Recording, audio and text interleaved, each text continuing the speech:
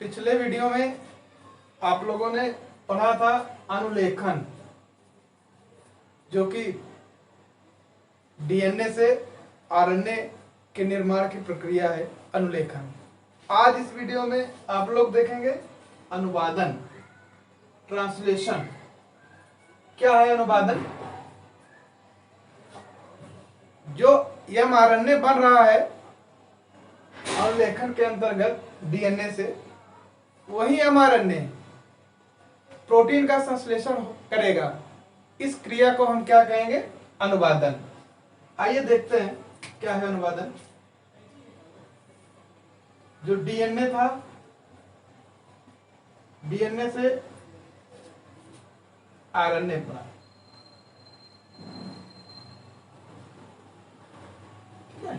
RNA कई प्रकार के हैं। एमआरएनए, टीआरएनए और एसआरएनए। डीएनए से आरएनए बना, इसको हम कहेंगे अनुलेखन। और आरएनए से प्रोटीन क्या बनने जा रहा है? प्रोटीन, प्रोटीन सिंथेसिस, प्रोटीन का निर्माण। यह प्रक्रिया कहलाती है अनुवादन। अनुवादन जिसे हम ट्रांसलेशन कहेंगे। क्या कहेंगे? ट्रांसलेशन। ठीक है, ट्रांसलेशन। तो डीएनए से आरएनए बनने की क्रिया को हम अनुलेखन कहेंगे। आरएनए से प्रोटीन बनने की क्रिया को हम कहेंगे अनुवादन। जैसा कि पिछले वीडियो में बताया गया था कि डीएनए अपने सूचना को इसी आरएनए में दे देता है। जो आनुवंशिक सूचना होती है, जिसे आनुवंशिक कोड कहते हैं, आनुवंशिक कूट कहते हैं, वो सूचना आरएनए को दे देता है। विशेषकर एमआरएनए जो प्रोटीन का निर्माण करेगा, एमआरएनए। रोल तो तीनों का होता है, एसआरएनए, टीआरएनए, एमआरएनए। लेकिन जो सूचना डीएनए आरएनए को देता है वो एमआरएनए को ही देता है। एमआरएनए जो सूचना है, यहां देखते हैं, देखिए F5 prime, third prime.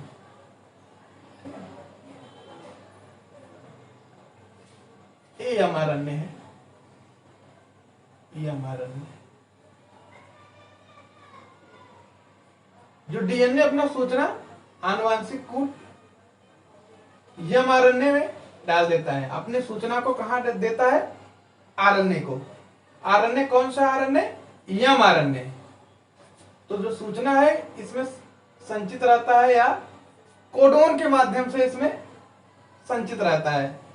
Codon क्या है आप जानते हैं, जो क्षारों का एक क्रम है, ट्रिपल जो क्रम है, वही क्या है?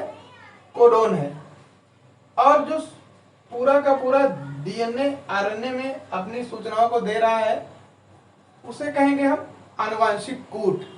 तो आनुवंशिक कूट जो है सभी को कहेंगे, और जो ट्रिपल एक क्रम बन रहा है, 3-3 का समूह बनके, उसको हम कोडोन कहेंगे। क्या कहेंगे? कोडोन। तो मान लीजिए ये एमआरएनए है, ध्यान दीजिएगा, ये एमआरएनए तो डीएनए से कोडित होगा। जो डीएनए का सूचना है इसी एमआरएनए में आ जाएगा। जैसे आप समझिए, हाँ, ये एमआरएनए बनने के बाद 5 की तरफ उसकी कैपिंग होती है।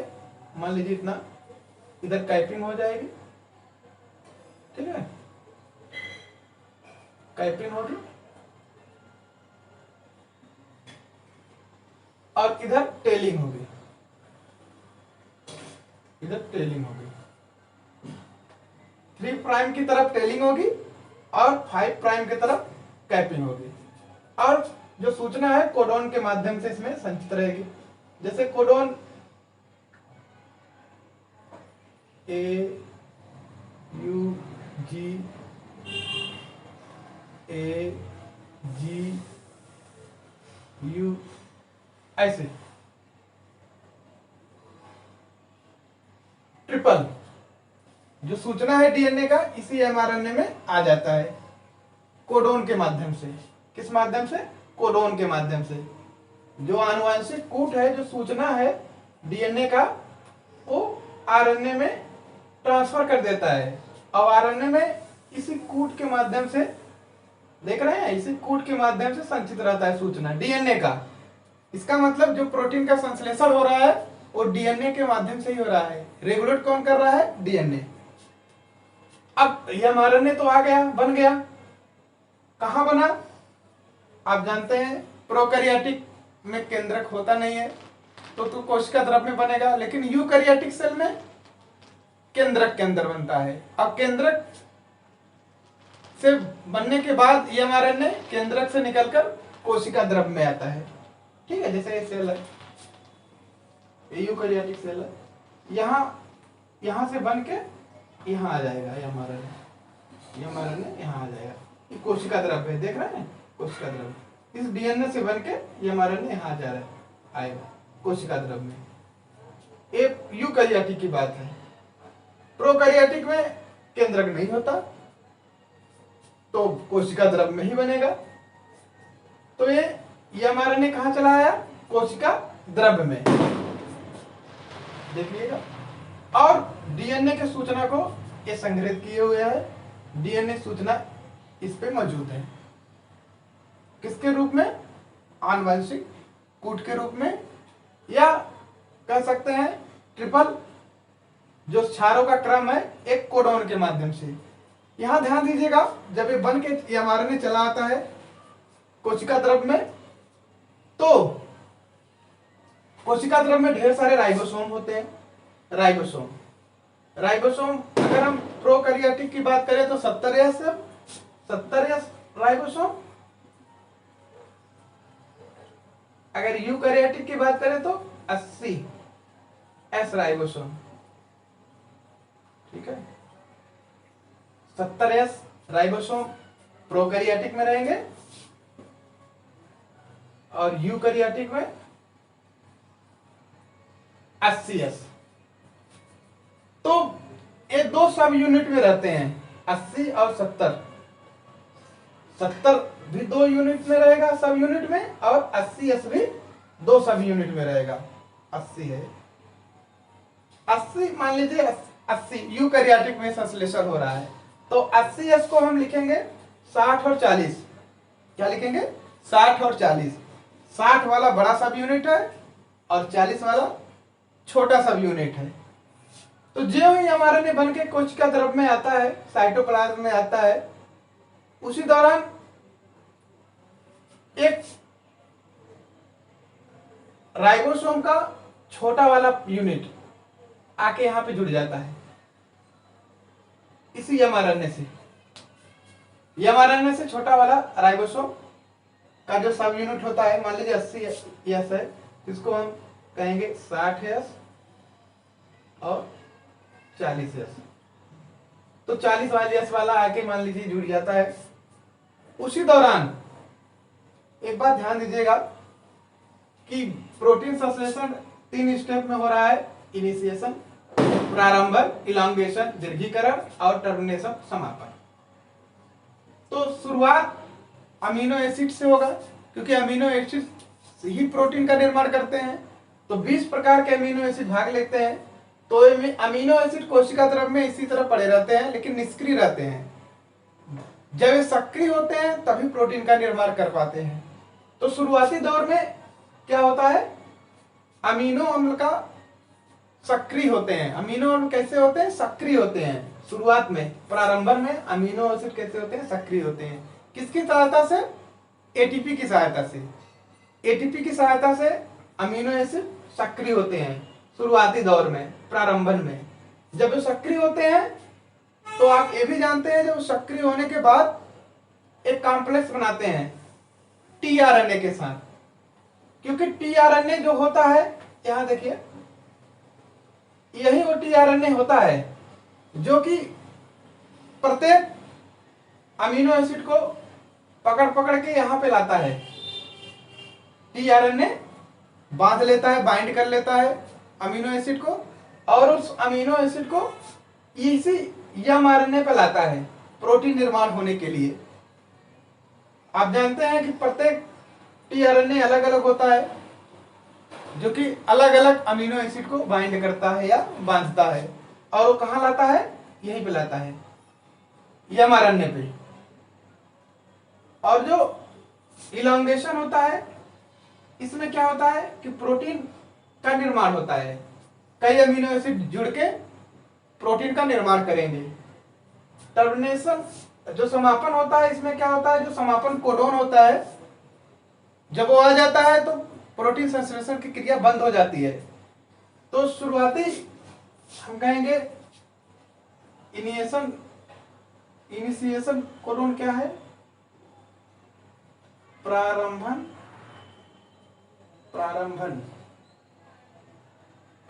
कोडोन क्या है भाई, AUG या GUG। और समापन क्या है, समापन में UGA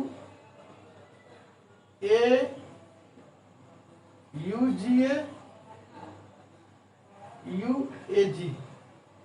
अगर तीनों में से कोई भी आ जाए कोडोन, तो प्रोटीन का संश्लेषण बंद हो जाएगा। जो कोडोन है तीनों प्रकार के, कोई भी कोडोन से आ जाए तो प्रोटीन निर्माण प्रक्रिया बंद हो जाएगी।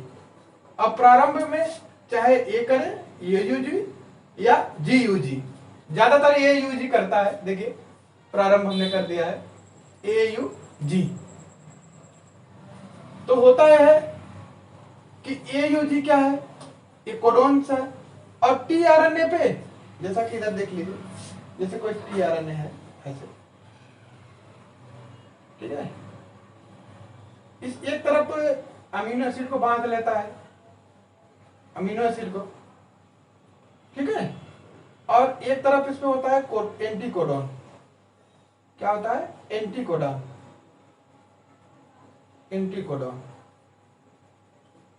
और ये एंटीकोडॉन इस कोडोन का होता है, एंटीकोडॉन जिसपे फिट बैठेगा, ध्यान दीजिएगा, ये कोडोन है और इस पे क्या होगा, tRNA पे क्या है, एंटीकोडॉन है। और प्रत्येक अमीनो एसिड का एक एंटीकोडॉन होता है, प्रत्येक अमीनो एसिड का। तो अमीनो एसिड को बाइंड करेगा ये tRNA, और एंटीकोडॉन उस पे है ही है, वो यहाँ पे आके आए बैठ जाएगा और छोड़ देगा। क्या छोड़ देगा, अमीनो एसिड को छोड़ के चला जाएगा। तो देखते हैं प्रक्रिया कैसी होती है। पहले mRNA बना और mRNA से आके छोटा सब यूनिट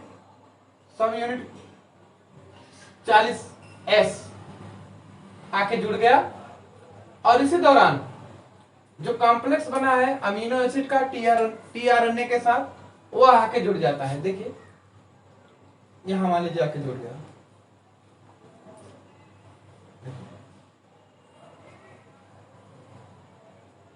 अब इसके विपरीत हो तो क्या होगा, इसके विपरीत हो तो इस पे क्या होगा, ए के साथ क्या हो जाएगा, टी, और यू के साथ इसमें क्या हो जाएगा, थायमिन की जगह है AT, ए हो जाएगा, ठीक है, और जी के साथ सी, जी के साथ सी है, और ए के साथ टी हो जाएगा। इसका एंटी कोडोन है ना, तो विपरीत होगा, ये कोडोन है और ये एंटी कोडोन है। और यूरेसिल के अपोजिट क्या हो जाएगा, देखा जाए तो थायमिन, थायमिन की जगह यूरेसिल होता है तो ए हो जाएगा, ठीक है। और ये जो टी और ए सी देख रहे हैं, ये मेथियोनिन का होता है। कौन सा एमिनो एसिड होता है, मेथियोनिन, मेथियोनिन। तो ए अमीनो एसिड tRNA बांध के ला रहा है, एंटीकोडोन उस पे है, AUG के विपरीत है एंटीकोडोन, आके यहीं पे बाइंड करेगा, बैठ जाएगा। इसी दौरान ये जो देख रहे हैं आप सब यूनिट 40S, तो इसका बड़ा भाग 60S आ जाएगा इसी पे, देखिएगा उसी दौरान पहले 40s जुड़ा, फिर इसके बाद जुड़ेगा 60s। ये 60s है और ये 40s है। एक कोडोन सा एंटी कोडोन टीआरएनए पे था, ये टीआरएनए है। और एक कौन सा एमिनो एसिड है? मेथियोनिन। क्योंकि एयूजी का जो कोडोन होता है मेथियोनिन के पास ही एंटीकोडोन होता है, मेथियोनिन के पास ही एंटीकोडोन होता है, इसी में फिट बैठता है। तो यहां ध्यान दीजिएगा, ये तो आपका बड़ा सब यूनिट आके जुड़ गया छोटे सब यूनिट से। और जैसा कि आप जानते हैं कि इसमें 3 जगह होते हैं, साइट होते हैं इस बड़े भाग पे 60s पे। एक हो गया, अब थोड़ा सा इधर खिसका के बना लेते हैं, देख लेते हैं। यहां हो गया, ठीक है। एक भाग ये हो गया जो एक यूनिट पे है, मेथियोनिन का वाला टीआरएनए आके जुड़ गया है यहाँ पे, एंटीकोडोन टीआरएनए के पास है और कोडोन के साथ जुड़ गया है, ठीक है। एक भाग यहां होता है, एक साइड कहलाता है एसेप्टर, दूसरा है एसएफपी, पॉलीपेप्टाइड इसी पे बनता है। दूसरा का साइट क्या है? ये जो 60s पे है इसी पे 3 साइट हैं, एक साइट ए है, दूसरा का पी है, एक तीसरा भी होता है, ध्यान दीजिएगा, एक तीसरा है ई। तो 3 साइट्स हैं बड़े वाले सब यूनिट पे, 60s पे 3 साइट है, ए पी ई। ए पे एसेप्टर है, यहां पे अमीनो एसिड जुड़ता है, अमीनो एसिड क्या टीआरएनए यहां पे आएगा जुड़ेगा, और पी पे क्या होगा पॉलीपेप्टाइड श्रृंखला बनेगी प्रोटीन की, और ई एग्जिस्ट यहां से फिर टीआरएनए आउट हो जाएगा, बाहर हो जाएगा। और ये जो देख रहे हैं आप 2 सब यूनिट, थोड़ा इसको बड़ा कर देते हैं, जो 2 सब यूनिट है 60 और 40 का, ये इसी पे 5 प्राइम से 3 प्राइम की तरफ खिसकना शुरू कर देता है, एक एक कोडोन करके।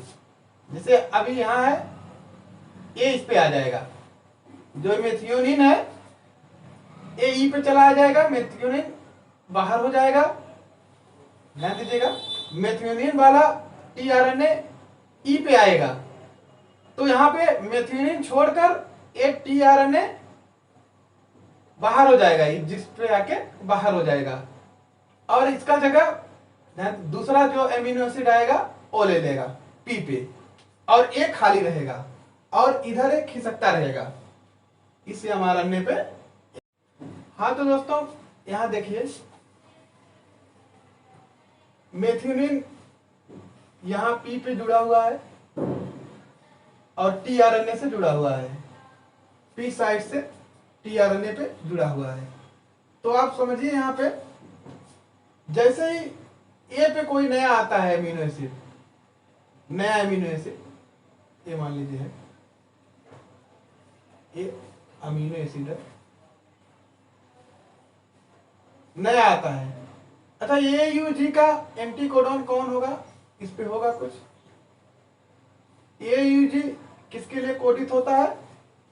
सेरिन के लिए। किसके लिए? सेरिन, जो अमीनो एसिड होता है सेरिन।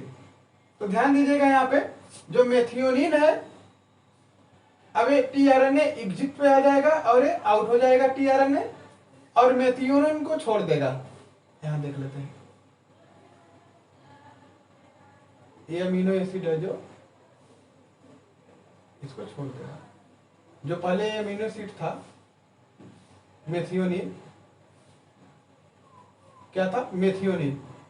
तो ये मेथियोनिन छोड़ देगा, ध्यान दीजिएगा, ये मेथियोनिन था, ये अमीनो एसिड है, क्योंकि टीआरएनए आउट हो जाएगा तो टीआरएनए यहाँ पे छोड़ के मेथियोनिन इसके साथ देखिए सेरिन के साथ एक पॉलीपेप्टाइड चेन बना लेगा। ठीक है, ये जो एमिनो एसिड है मेथियोनिन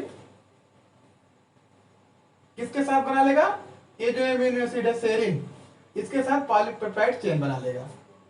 नया वाला जो ए पे आया है, पी वाला तो ई पे चला गया, जो पी पे टीआरएनए जुड़ा था मेथियोनिन का, मेथियोनिन को छोड़कर ई पे चला गया और ई से बाहर हो जाएगा।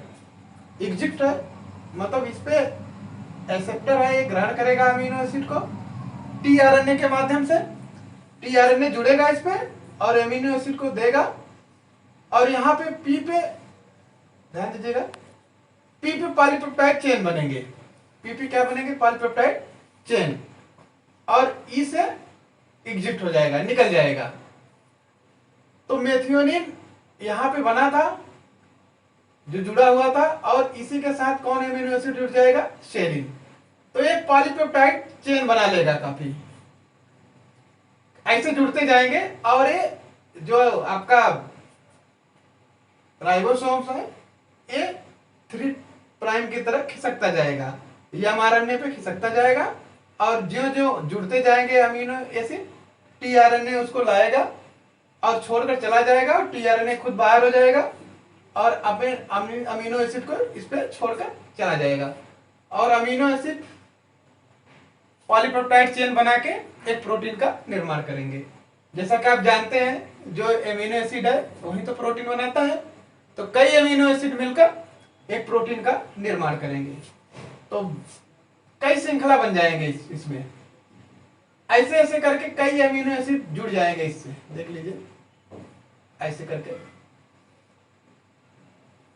अनेक अमीनो एसिड जुड़ जाएंगे और बाद में वही प्रोटीन का निर्माण कर लेंगे। तो ध्यान दीजिएगा, दो सभी पहले एमआरएनए आता है कोशिका द्रव्य में केंद्रक से, फिर इस पे छोटा सब यूनिट जुड़ता है, फिर बड़ा सब यूनिट जुड़ता है।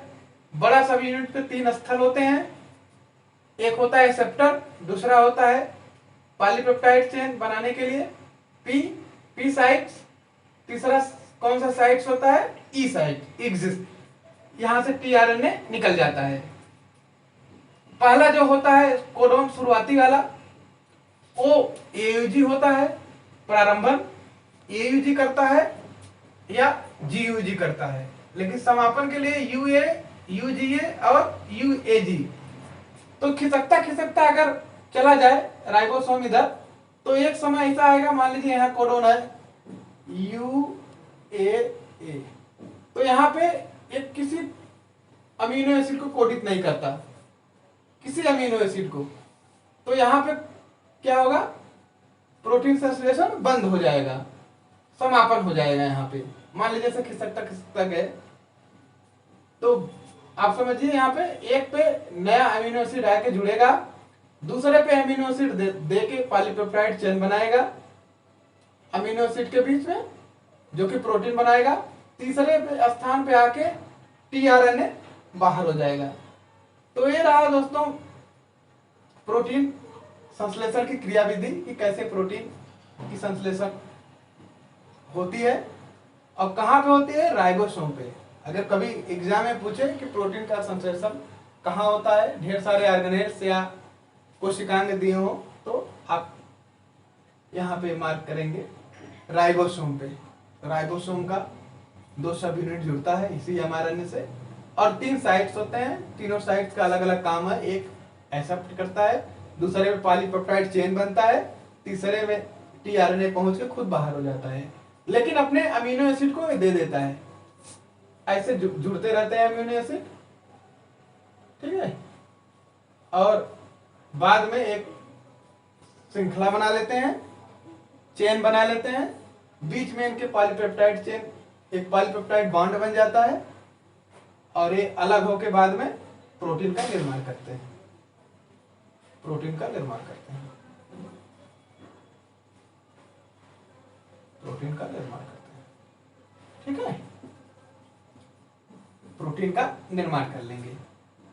शुरुआत में एयूजी है, जो शुरुआत करता है कौन सा कोडोन है, ये कोडोन है AUG या GUG, और लास्ट वाला जो समापन कोडोन है UA, UGA और UAG, तीन में से कोई भी आ जाए तो समापन हो जाता है। तो ये प्रक्रिया रही इसमें प्रोटीन संश्लेषण की क्रियाविधि में। 3 स्टेप हम कह सकते हैं, प्रारंभन, दीर्घीकरण और समापन। प्रारंभन में अमीनो एसिड एक्टिव होता है और एक कॉम्प्लेक्स बनाता है tRNA के साथ में।